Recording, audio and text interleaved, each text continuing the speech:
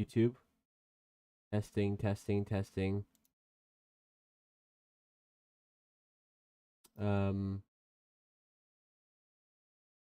Desktop audio. Okay, everything should be good. All right. What's up, Raven? How's it going? Sup? Sup, generous kid? Good to see you. Hey, NJ. What's up, Red? What's up? Not gonna lie, we have a nice lesson today.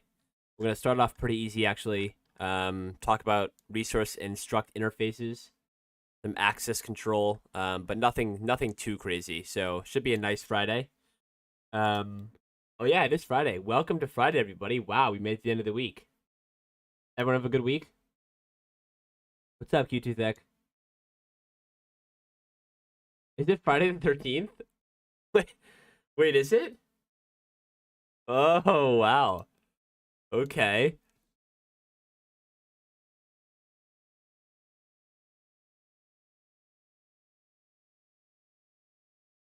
Maybe I should add that to the float description. Friday the 13th.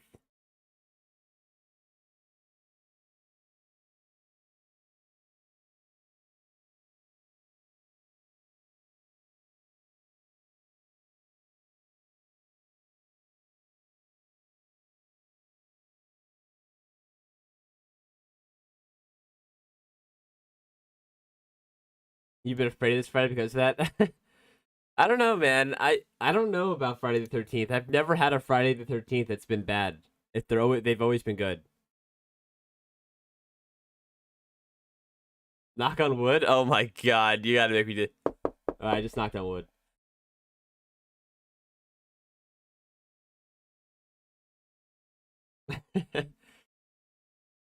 Gonna wait a few more minutes for everyone just to pop in here.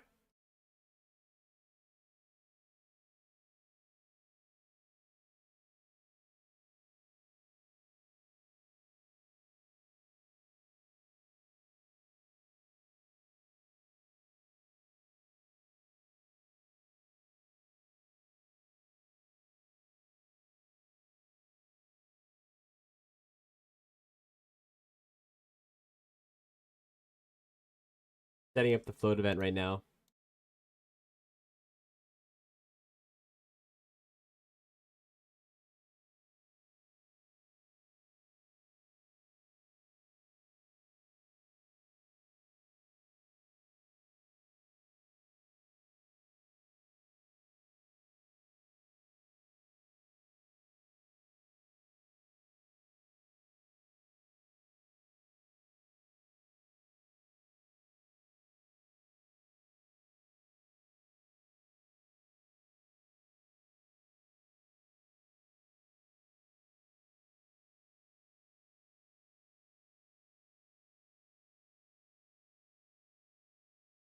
All right.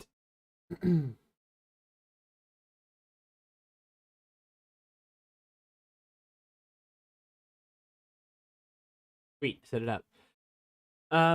Looks like we got a few more people in here. What's up, W Falcon? Happy Friday. Sweet, SSE, Ricardo. Happy Friday to all of you. Numini, good to see you as well. Got BZ in here. What's up, BZ? GM. GM.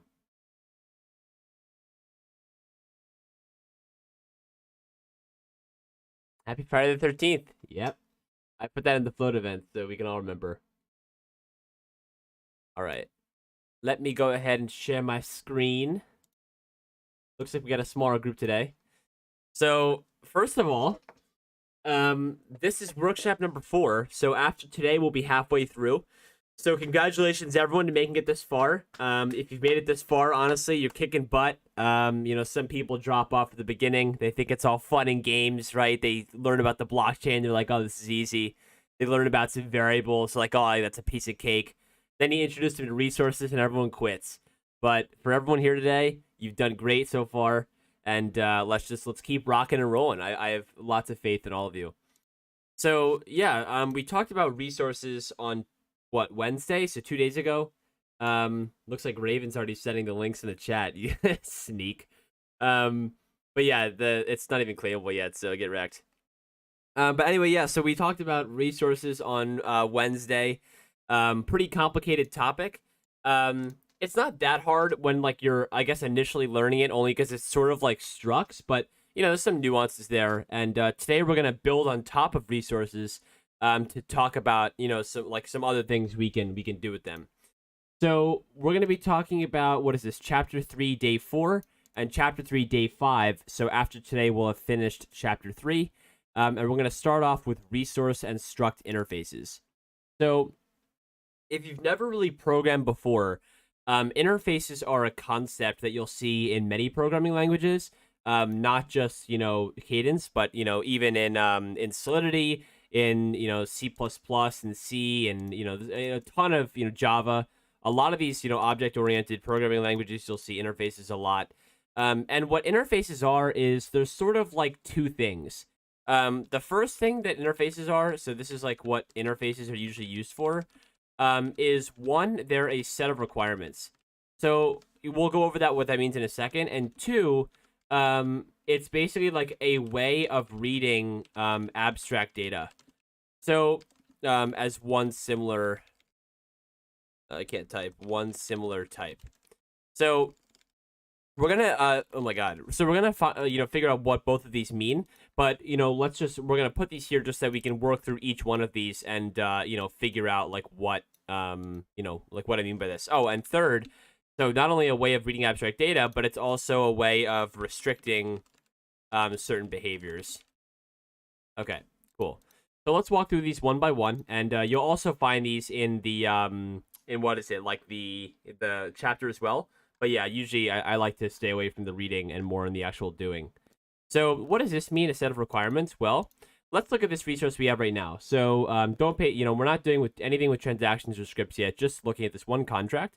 And it's pretty simple. It's a hello world contract that has a resource in it, that has an ID, that has a name, and we set the ID and name right here, right? So pretty simple stuff. So in order to declare an interface, let's say public resource interface, INFT, all right? So usually, putting I before something is usually a convention and it's an interface. So if you're going to have the, this resource interface be for this resource, you usually put like the I here.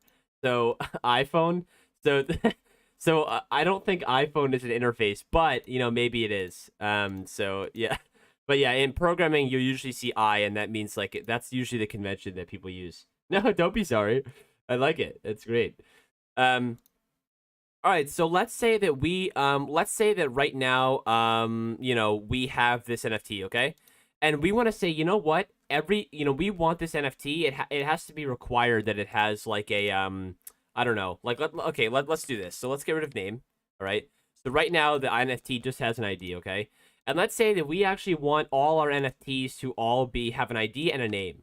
We're going to say public let ID, UN64, and then a public let name, which is a string. So this is going to say that any type that we're reading that has the INFT or that abides by INFT must have these two things. So right now, everything's totally fine because, NFT doesn't have to abide by this, right? We're not linking them in any way right now. But if we do this, now all of a sudden we have a problem. So what I just did is I said NFT must abide by, and what I mean by abide by, I mean by like it must conform to. So NFT must conform to INFT, okay?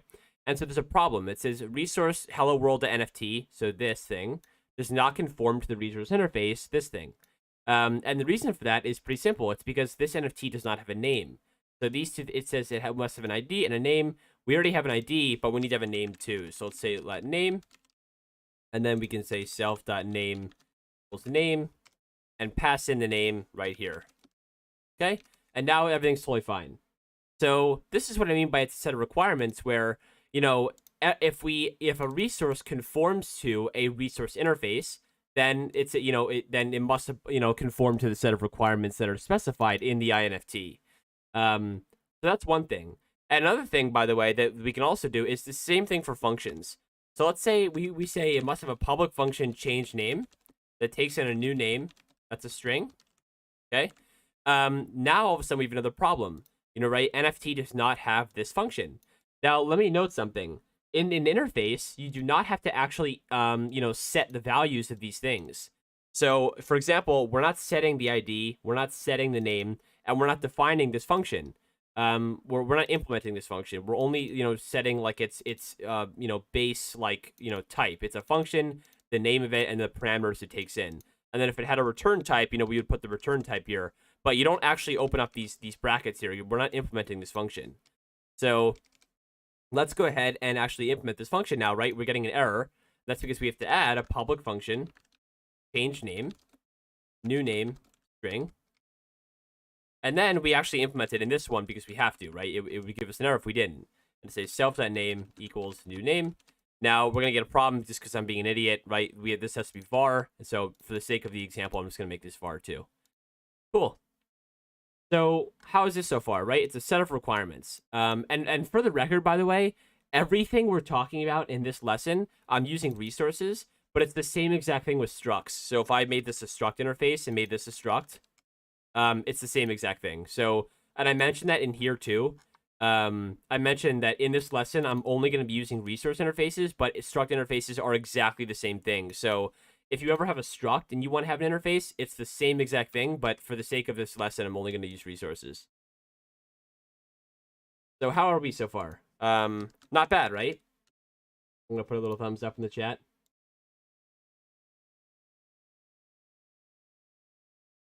And you don't have to understand why we would do this in the first place, but we'll get there. All right, looks like we got 8 thumbs up. Cool. 9. Nice. Can we get to 10? Hey, there we go. No, stop. Okay, nice. Nice. We're at 10. Someone's trolling. Cool. So I'm actually going to reverse the order of these. So I'm going to put this third and this second because it's easier to understand this way. So we're going to talk about restricting certain behaviors now. So let's go down here and let's have a public function called, I don't know, like example1. Okay. And it's just going to be an empty function. And in this example, we're just going to create a resource and, log its name. So let's just say,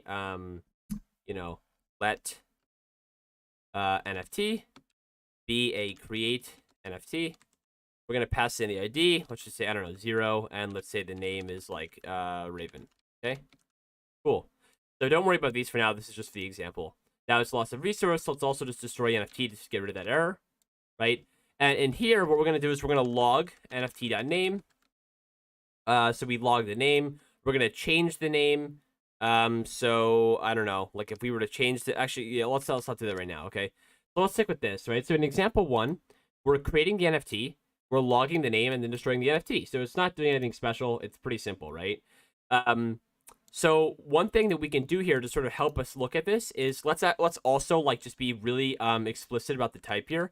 This has type, NFT resource, right? This makes sense to everyone so far, right? It's just a normal NFT resource, and we log the name and destroy it. Now, in example 2, let's just copy and paste this function, I guess. No reason to write it out again. In example 2, we're going to do something a little bit different. We're going to, and this is going to be new syntax, so don't worry, but we're going to put little brackets here, and we're going to put INFT in here. Now, what this does is this says, so the NFT variable here is a NFT resource that is restricted to INFT interface, okay? And so right now, this doesn't really mean anything because INFT contains everything that NFT does, but let's say that we got rid of the name here, and let's say we got rid of this as well.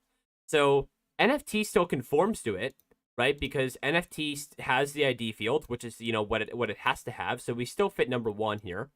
But if we go down here, look at the problem now. In example 1, we can log the name totally fine. But in example 2, we can't log the name, okay? And the reason for that is because NFT restricted to INFT doesn't have name in it, right? This type doesn't have name in it. So this variable right here has no idea what you're talking about when you say NFT.name. It'll understand NFT.id, right? Because ID is in INFT. But name, it has no idea what you're talking about. So it doesn't work. Now you can start to think about why this is really helpful. We haven't talked about account storage yet and how people store information, but think about like from a more abstract point of view. When you have an NFT collection, right, you're allowed to withdraw from it, right? Because you should be able to withdraw from it, but I shouldn't be allowed to withdraw from it, right? So you can imagine that you have something like this, or you have like a collection resource, right? So it's gonna give errors, but just stick with me. You have like a collection resource, and you can call, and this is called like collection, and you do something like collection dot withdraw, and you can withdraw an NFT from it. Whereas I, on the other hand, probably have something like, I'm only allowed to get your like collection collection, and I can't call, collection dot withdraw, right? So I just want to, get you thinking about, what that sort of stuff maybe means, and how interfaces could be super helpful. And then this last one here, a way of reading abstract data as one similar type. This is going to be really helpful in the more advanced cadence course. I'm probably gonna start developing a new cadence course sometime in the next couple months, but we're not gonna really talk about this that much. But anyway, you can imagine that like initially, any resource or any object that implements or conforms to this interface, we know what we can read from it, right? We know that if there's any resource on the whole blockchain that implements this resource interface, we know it has an ID. So that's a way of reading abstract data, because without even knowing the underlying type or the underlying resource type, if it conforms to this, we know it has an ID, right? And similarly, if this also had a name, then we know that any underlying object that conforms to this has a name and an ID, right? So that's sort of what gets us thinking about that sort of thing. All right. So that's resource interfaces for you. Not that bad, right? I'm pretty sure that's actually this entire chapter is just talking about interfaces. Yeah, cool.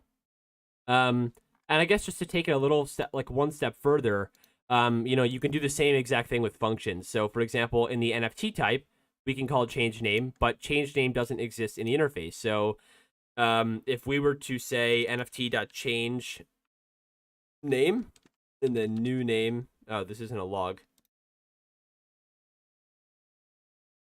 is snowmobiles. Okay, this works totally fine, but if you put it down here, it doesn't work, right? Member of restricted type is not accessible, change name. So given this error, can anyone type in the chat, or you can unmute your mic, totally fine. How would we fix this error?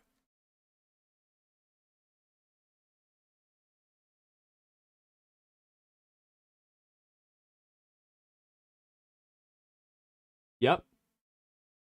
Exactly, Njai. Great job. Yep, perfect. Great job. You guys get it. So anytime you see this error, member of restricted type is not accessible, that's because this doesn't exist in the interface. So if we were to add this to here, we can just copy and paste the definition. Right there. Boom, error goes away. Right? So yeah, it totally works. Great. Seems like you guys understood that pretty well. Great job, everybody. That's day 4 for us. So we just have this chapter left. And spoiler alert, this chapter is really freaking long. But it's all right.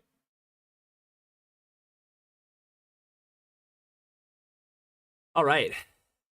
So with that being said, I'm gonna sort of just delete all this, because like that's really all that matters. Like we're gonna sort of leave this behind, and move on to a more complicated topic.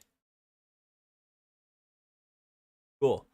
So this topic is really exciting, because you're gonna learn a lot more about cadence.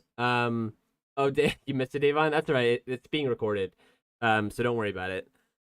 But yeah. So this next topic is just spoiler alert. It's a little complicated. So again, like if like this upcoming lesson, it's not that like the concept is really that hard. It's just it takes a long time to grasp it. So if you don't get it in the next 40 minutes or whatever, totally fine. I would recommend watching the recording actually, because it takes a second to digest. But the reason this lesson's really cool is because we're going to be talking about access control, which is a huge topic in Cadence, and it's really important when we start talking about the security of our contracts. So far in this course, all that you know is that when you declare a variable, you use, let's see, FR Labs. Okay, so we're going to put FR Labs here. Yay.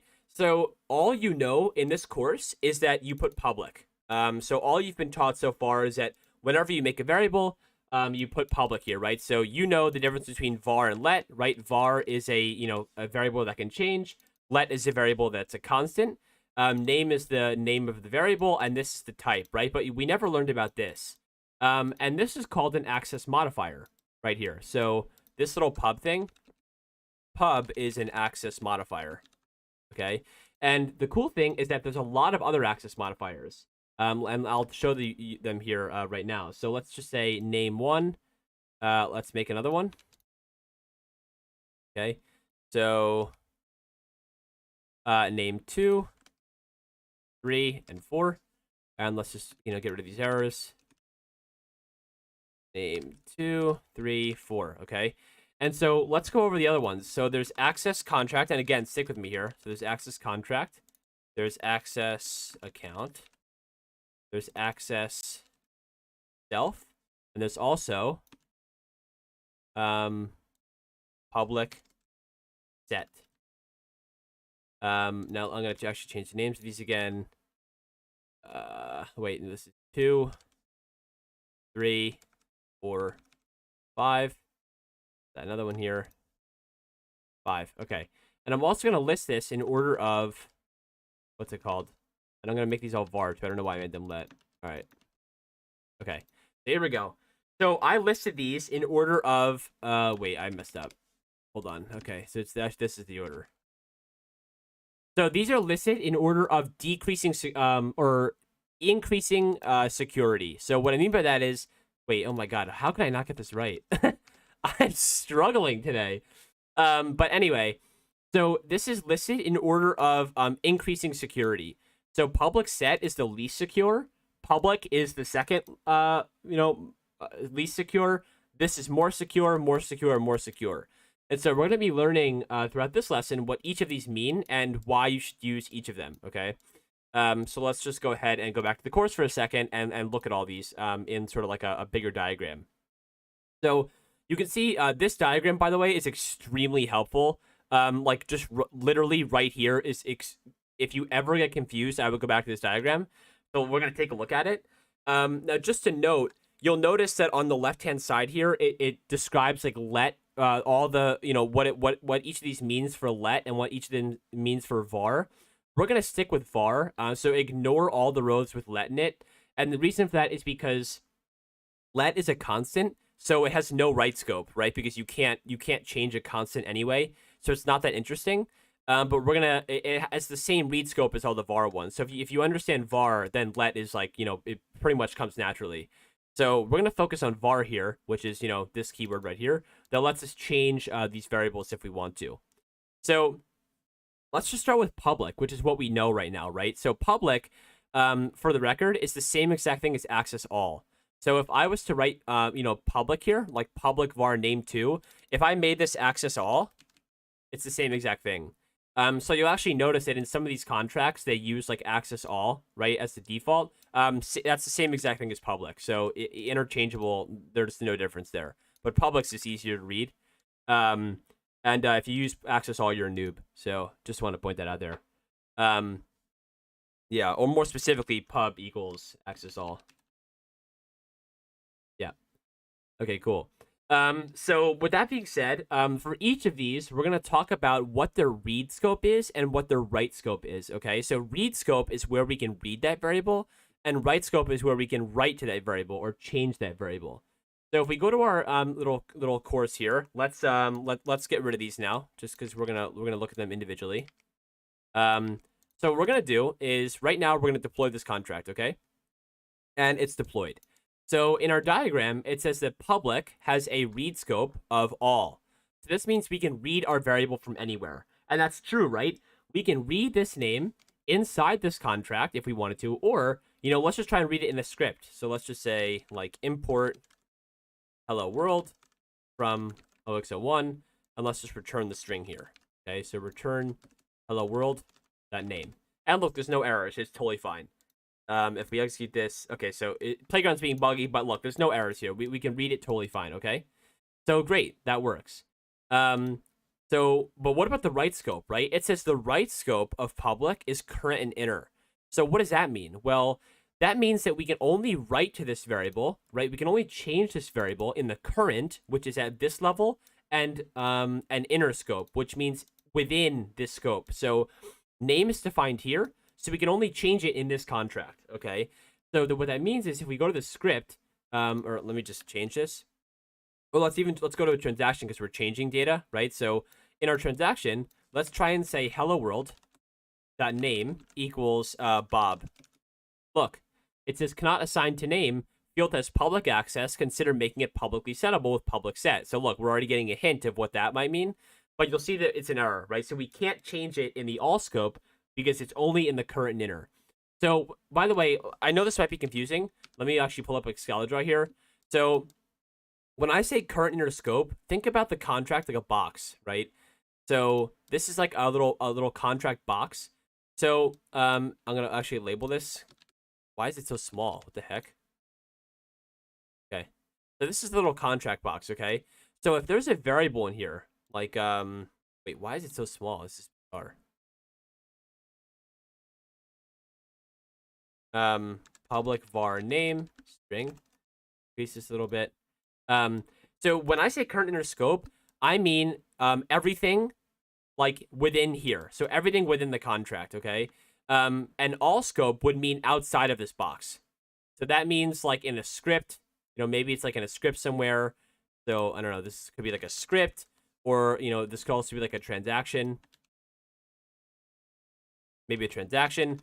So when we say that, you know, this is only writable in the current inner scope, that just means in the contract. But similarly, if we were to make a struct, let's just make a struct called test, right? And we put public var, let's just say ID, all right, and set init self.id equals 0. Then what this one's current inner scope, because you'll see this one also has public, this is different. And the reason for that is because now we have to think of this struct as a box, okay? So imagine this struct is its own box. So inside this contract, okay, I'm going to get rid of some of these arrows. We now have a box for a struct. Okay, so this is now the struct. So when we have a variable in here called public var ID, and this is a UN64, now the current inner scope of this one means in here, okay? And the all scope means out here. And also out here. Okay, so all can go anywhere. It's not just like one layer above. But you see what I mean, where the current inner scope is within the current box of where it's defined. So this ID here, if we tried to make a function, or let's just say, you know, let's store like a public var test struct. That's a test right here. And say self.test struct equals test, right? If we try to make a function here called public function change test, and we tried to say self.teststruct.id equals 1, look, we can't change ID out here. So you see how that works? Because we can only change this in the current inner scope. So it's important to understand that, because for all of these, we're going to be talking about current, inner, you know, all these terms that might not make sense initially. But if you can understand that, then that's really helpful. So just trying to make sure I'm not losing everybody. How are we doing on that idea of like current and inner scope? Does that make sense?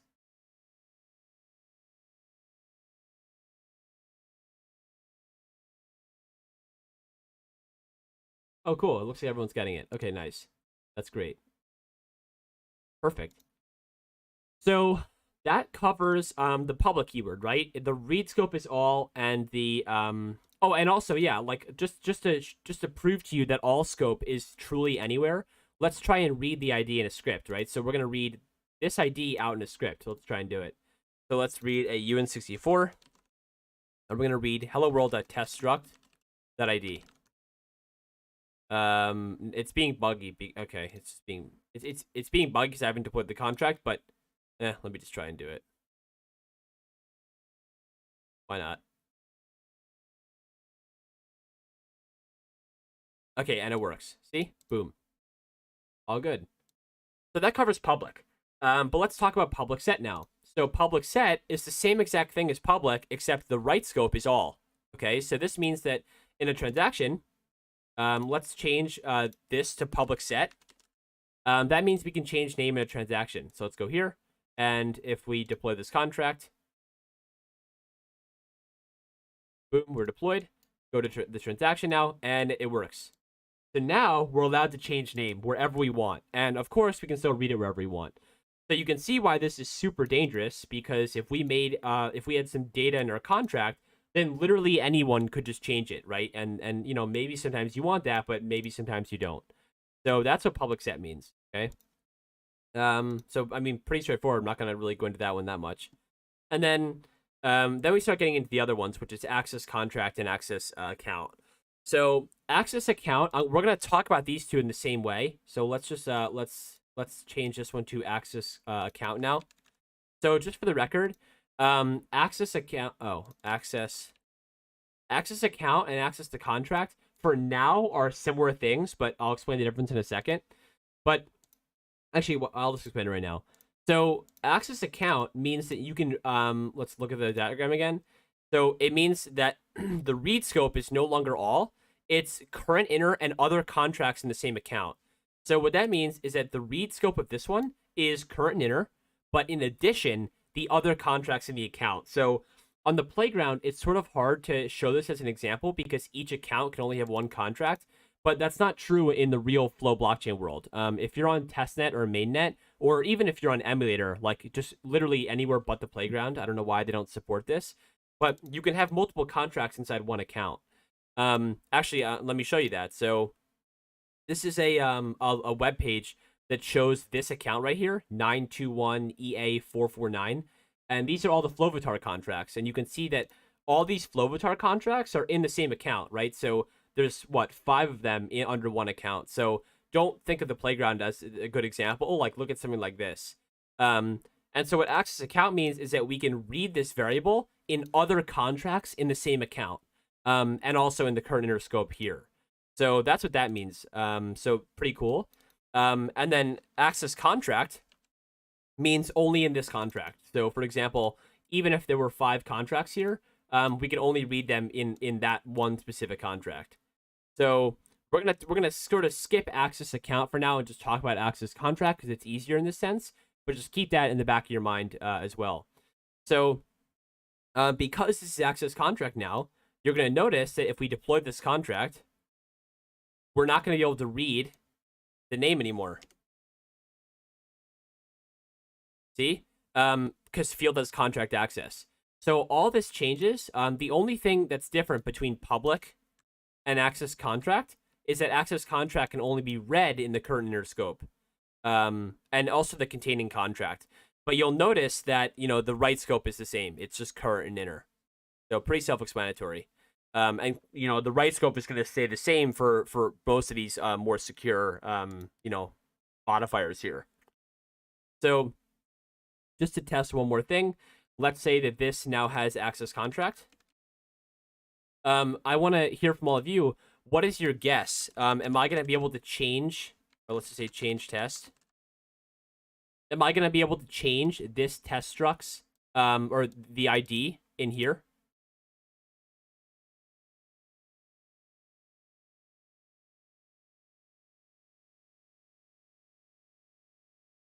Ooh, we have conflicting answers. So who thinks? Okay, so I'm gonna put a. Actually, no, yeah, just type yes or no. Who thinks I can change the ID inside of here of the test struct?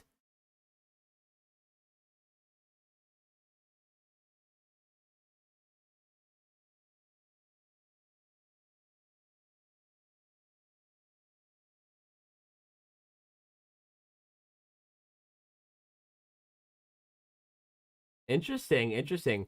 So okay, so snowmobiles. What do you think the answer is? And Bam, what do you think the answer is? Can I change the ID right here? I'm curious.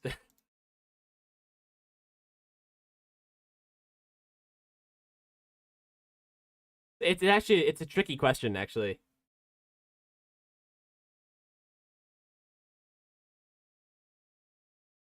All right, well, I'll just skip the answer. The answer is no. So Numini, you're right. We cannot change the ID here. And the reason for that is because this ID has access contract, which means the write scope is current and inner. Okay, so this ID can only ever be changed inside this test struct itself. So you'll notice if I try and say self.teststruct that ID equals 1, doesn't work. So it doesn't matter. I think one of the reasons why you guys were tripped up is because this test struct is defined up here. And so you're thinking that the current inner scope is here, but that's not what current inner scope applies to. It applies to where the variable is defined. So even if this test struct is stored up here, right? You're right that this is in the current inner scope of this one, but that's not what that's talking about. It's talking about where the variable is defined. So we can only ever change the ID inside of here. Does that make sense to everybody? But in terms of reading it, yes, we can read it here. And you'll see we can read it here. And that's because the read scope of this is in the containing contract and also current inner, but it's also in the containing contract. You'll see current inner and containing contract.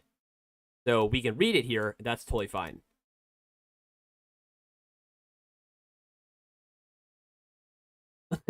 Bravestar, I see you edited your message. Sneak.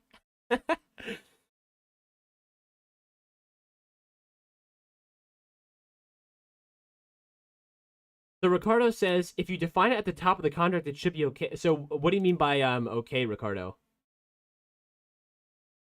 Oh, you mean like it can't be hacked?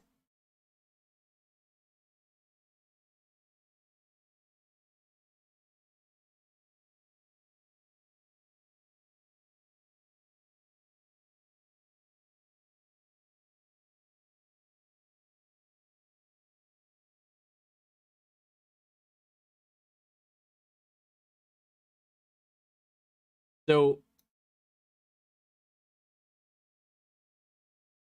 yeah, so for everyone watching the stream, Ricardo asked, if you define it at the top of the contract, it should be okay, right?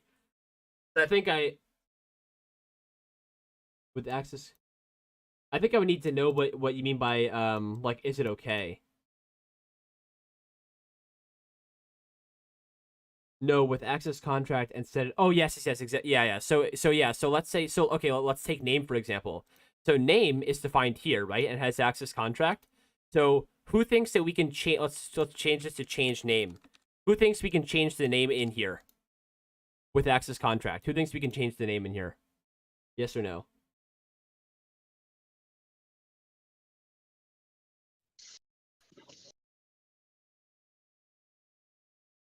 I'll wait for a few more responses, see what people think. So the answer is yes. You can change the name in here. And the reason for that is because name is Raven. The reason for that is because name is defined here. Okay, so the current inner scope of where this variable is defined, it is here. This is in the current inner scope. So we can say self.name equals hey. Cool, right? All right, now what about this one? How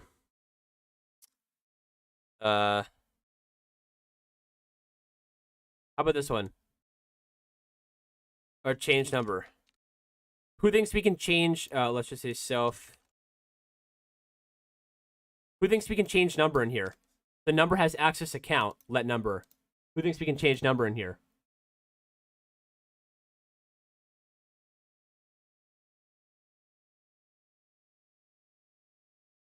Anyone? Any guesses? Yes or no? If we can change number in here. So I'm gonna put a thumbs up. Who thinks we can change number in here?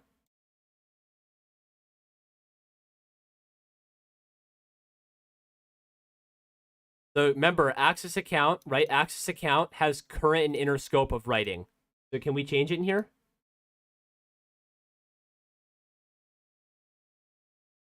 Wow, we have 3 upvotes and 7 downvotes. What the heck?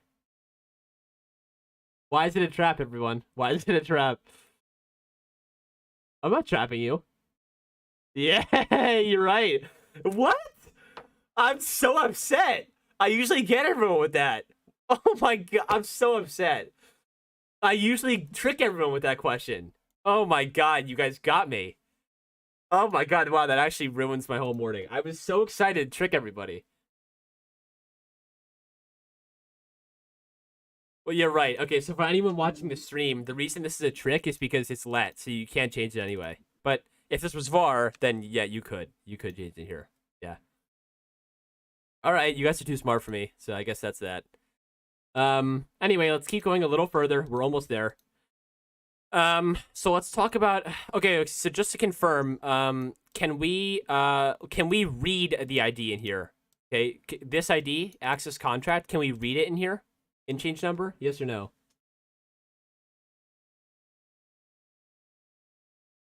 You have two yeses. Yes, yes, yes, yeah. The answer is yes. We can read it. And the reason is because, again, it's containing contract, so we can read it in here. So the only difference with self is that self is the most restrictive. So self, we can only write in the current inner scope, and we can only read in the current inner scope, right here. So the reading is current and inner. Okay, so can we read ID here now? No, right? No. The answer is no. But what about in here? What if we had a public function test? Can we log it in here? Yeah, exactly. So we can log it right here, self.id. Cool. Great job, everybody. And of course, we can change it too. So self.id equals 10. I don't know. Perfect. So you understand everything. So what we're gonna do is we're actually going to because we just did all that together. What we're gonna and do I want to talk about that? Okay, yeah, I'm gonna talk about it. All right, so stick with me here. So one more thing. So you know how we just talked about this in terms of variables? One thing I want to mention is that you might be thinking, well, like, what does this mean with the contract? Contracts have to be public. So you like this doesn't make any sense. Contracts are always public, and same thing with structs and resources. So anytime you see a struct, it's always public. So don't think you can change that. But the one thing we didn't talk about is functions. So functions can be changed. So and it's pretty self-explanatory. It's actually on it's on different. Yeah, so right here. So if we look at this diagram, right? So we just looked at the variables. Look at the functions now. So it's very similar. So if you understand these ones, you'll understand function ones. So functions are a little different. Where if we have function say hello.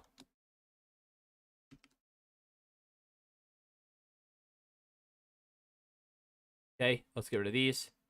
So the public function that we've been using so far has what? Access scope of all. So who thinks we can call this in a script or transaction?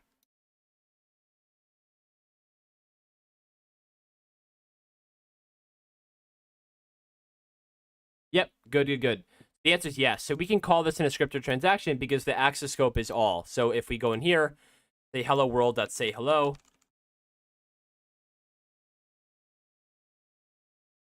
I have to deploy this. But yeah, works totally fine. With access account, it has what? Current, inner, and other contracts in the same account. So who thinks we can call this in a script?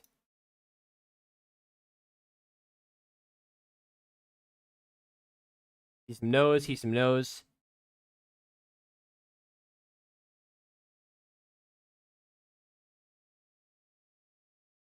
Ricardo and FR Labs both think no. Raven says yes. So the answer is no again. Oh, well, the answer is no this time because the call scope of this is current, inner, and other contracts in the same account. So we can't call this in a script. So if we deploy this, oh god.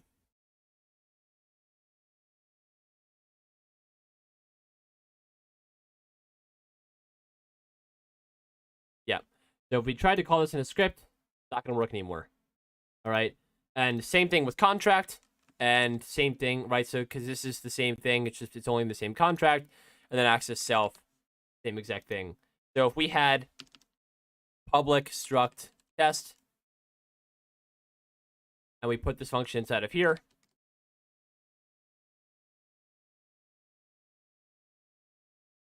Right, public function something. Who thinks that we could call, well, okay, ignore the errors, but who thinks we could call this inside of here?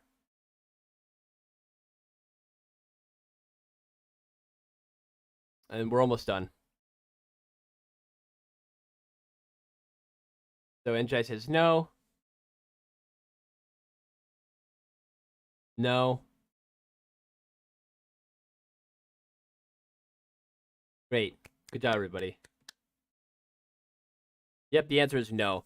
So we can't, yeah, no, you're right, Ricardo. So we cannot call this function here because the call scope of access self is current and inner. So we can only call this function in the current inner scope where it's defined. So if we think of tests like a box, it can only be called in here, so it cannot be called in here. But if this was access contract, and this is the last question, could we call this in here?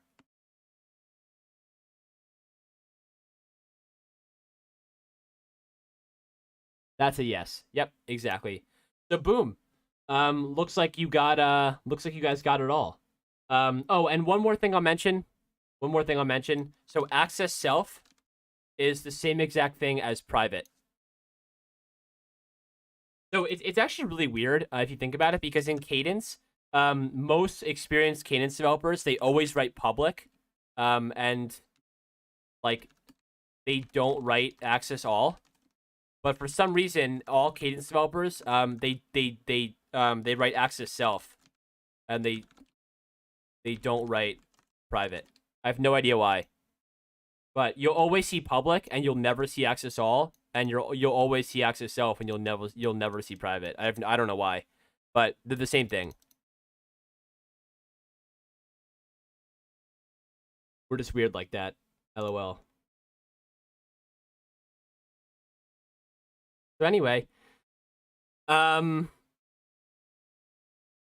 what you taught me. True. So let's actually, I don't know. Let's see. Like, if we look at like this contract now. Oh, you know what? Okay, we have 13 extra minutes, and I'm already done with the lesson. So let's just X some of this out. But what I want to do with all of you is let's look at the where is it? Here.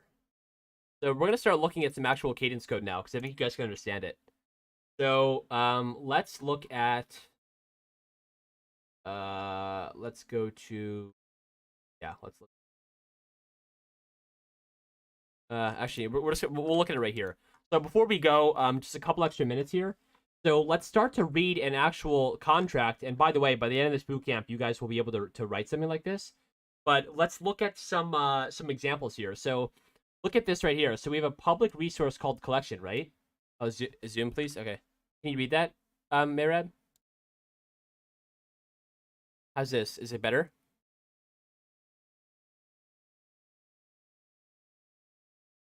Sweet. Okay, cool. So look at this. This is a public resource collection, right? So it's a collection resource. And you'll notice in here that it stores in a dictionary that holds a bunch of resources. And these are all your NFTs. So don't ignore why this looks weird for now. But this is pretty much what all your NFTs are being stored in. So anytime that you guys are buying NFTs, or you guys are claiming NFTs from whatever project you're doing, you're always storing them into a collection resource. And you're storing it in something called owned NFTs inside that collection. Anyways, looking at the resource interfaces here, look at this. So this is a resource interface called example NFT collection public. And you'll see that collection conforms to that right here. So it conforms to it. So you'll see that, example NFT collection public has a deposit function, a get IDs, a borrow NFT, and a borrow example NFT function. And you'll notice that if we go down here, it has all those, right? A deposit, a get IDs, a borrow NFT, and a borrow example NFT right here. And so the cool part is that when you withdraw from your collection, you call the withdraw function right here. You withdraw the NFT, okay? But only you can do that because you have the type of collection. Whereas everyone else, the public, only has access to your example NFT collection public. So we're only allowed to call these functions deposit. So anyone can deposit to you. We can read what IDs you have. We can borrow a reference to it, which only allows you to like read the information about it and stuff like that. So this is sort of like a hint of what actual NFT collections look like. You know, like and restricting the types to only things that the public can call. Now you're probably also wondering, by the way, why this function right here is implemented, and it's in an interface. We'll explain this in a bit, in chapter 5. So don't worry about this for now. But yeah, just a little sneak peek of what contracts look like. Cool. All right, that's all I have for everyone today. So there we go. 10 minutes early, and who cares? Have a great Friday. I'm gonna stick around if anyone has any questions. So FR Labs is, have you ever used public set in any situation? Great question, FR Labs. The answer is no. I have never ever used public set. Because the truth is, this is sort of like a tip. If you ever are in a case where you have to use public set, you're probably doing something wrong. That's my advice to you. Oh, oops, Ricardo, you're right. Thank you, Ricardo. Thank you. All right. So, here it is. Here's the event. Let me actually open this up.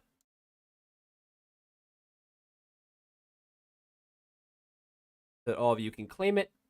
Of course, BC's going to snipe it. Oh, did I BAM actually? Maybe I did BAM. Actually, yeah, I'll pull that up for FR Labs in a second here. Min first, then share. Well, BC, I want BC to snipe it so you can have him. But this is it, and the code is access control. So Q2X is public set, good for troubleshooting by third party. So yeah, I mean you can use public set in order to like you can use public set to like, you know, test out your code. But I think like in most production scenarios you're not going to use it. Although I think Bam is right actually. I think I used it in the Emerald ID contract. I'll pull it up in a second here.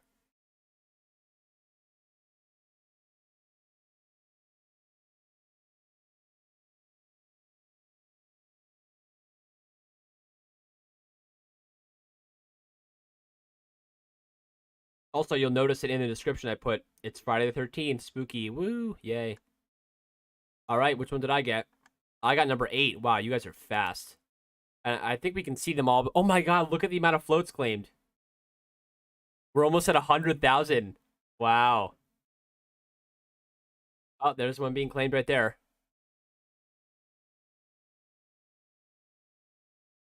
That's yours? Oh my god, look at all them. Look at all this. It's funny. Let's also, yeah, everyone display your floats in chat. Let's see which ones you got. So click on the like the copy button and just put it in chat. Which one you got?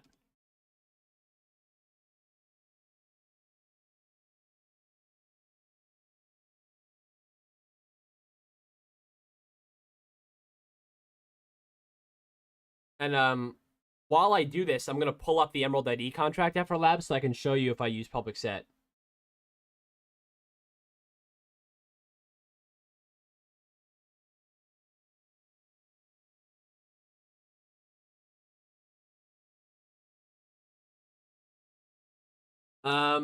Let's see.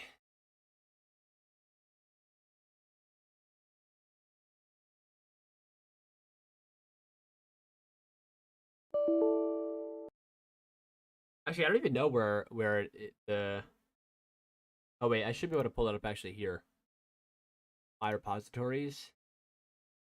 Uh, Emerald bot, I think. Contracts, Emerald identity. Let's see. Oh no, I don't, Bam. I don't think. I think yeah, I don't. I think Bam. I think I did originally, but I don't anymore. Yeah.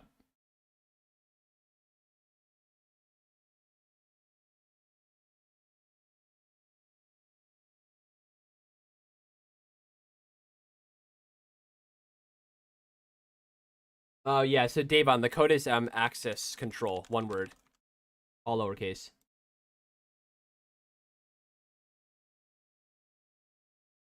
Copying is tricky. Don't be sorry, it's okay.